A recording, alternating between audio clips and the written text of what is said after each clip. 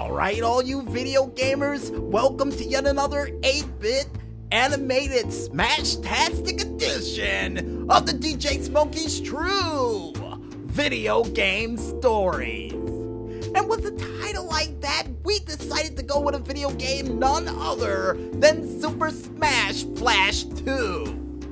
A game, mind you, that we found completely by accident, and a game that features some of the most unique characters we've seen in a fighting game to date. And not to mention a whole bunch of characters that may have been requested on popular demand. Hint, hint. And with that hint thrown out there, folks, I think it's time for us to pick a fighter, go to a select stage, and see what sort of 8-bit flashtastic action we can get ourselves into as we get ready to paint the picture. Alright, this video game story began approximately 4 months ago when I happened to search online for an old mod for Super Smash Bros. Melee Online to try to play that game again and get a golden hair colored Ganondorf to fight on an open field. And when I couldn't find the game, I would come across this one and say, what? Super Smash Flash? What the world is this? And the second I saw what was featured in this game and all the different characters I could be, I was hooked from that moment on. And the fact that they actually featured not only people like, let's just say, Pac-Man, and even Bomberman as a character featured in this game, and even the mighty Ichigo Kurosaki, I didn't even know who to pick first. I was just going into the sandbag mode to test out who in the world would be the best fighter for me to use since they didn't have Ganondorf. And I said, and I need to find a new character. I need to find some fresh blood that I could use to try to take somebody out and stomp them into oblivion. And each of those characters I tried out, each one of them did not live up to my stomping expectations until I picked Ichigo Kurosaki. And him, Ichigo, was by accident.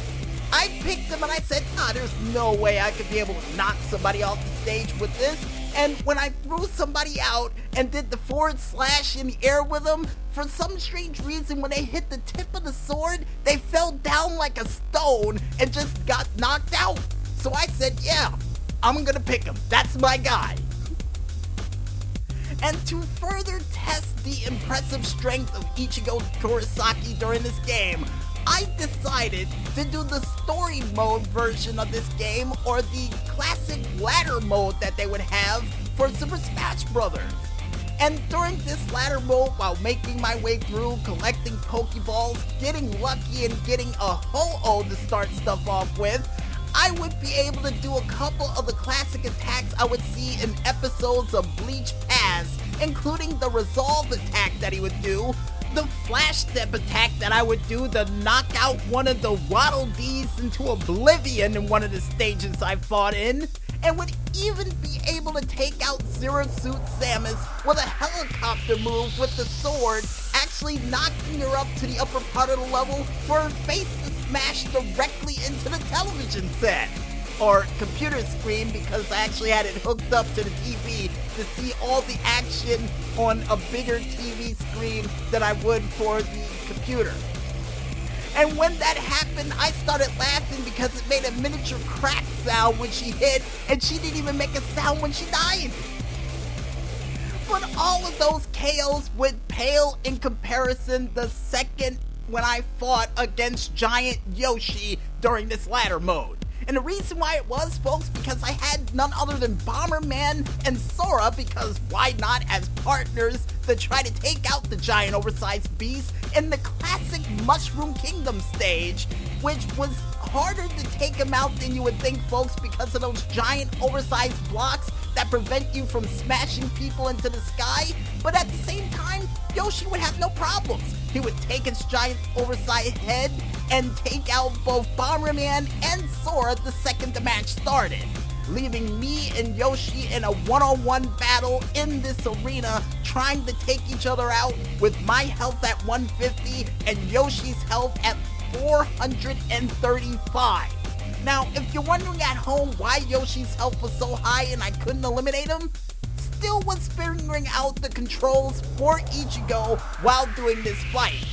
And then I said, there's gotta be something to knock him out. There's gotta be something, that home run hit that I need to blast him all the way out of here to get rid of him once and for all. And I would be able to find the attack completely by accident, because I would do an attack where Ichigo would raise the sword above his head and just slam it into the dirt as hard as he can, causing a shockwave for Yoshi to get stuck in the attack, freeze up in mid-flight, and just ping-pong like a pinball up and down through the blocks until he would eventually feel tilted and land directly into the dirt below for it to say game. And at that point, I laughed so hard, I said, you know what? I'm done. I'm done with Ichigo. I'm just gonna go ahead and use somebody else. And the next person I would decide to use, because I was still looking for somebody who can actually stomp somebody into the dirt besides Captain Falcon, and I would come across none other than Monkey D. Luffy. Yes, Luffy from One Piece was in this game, and the second I saw him doing the gung gung punch attack that he would do in the show, I fell in love with him as well. But what would seal the deal for this story, folks, and probably one of the most coolest moments I would be able to do in 8-bit Smash-like history, is once I went to the stage of Corneria, or the ship as me and my sister would call, in Smash Brothers that was hosted by Star Fox. I would fight against Donkey Kong with a whole litany list of items, hitting him with explosives, knocking him out into the field, and his health was all the way up to about 300 when Donkey Kong tried to do his traditional swing attack with his arms to get back. I would finally be able to find that one Ganondorf-like character I was looking for the longest amount of time, because Luffy would deliver in spades by hitting Donkey Kong in mid-flight with a stomp that made his legs stretch out like Gumby or like Stretch Armstrong, making sure that it knocked out Donkey Kong once and for all for me to win that makeshift battle with only 3 life stocks left in a 10-stock fight. And after I won that fight, folks, I immediately said, yep, he might not be as strong as Ganondorf with a powerful punch, but he will do. He will be the new Ganondorf Stomper until something better comes out.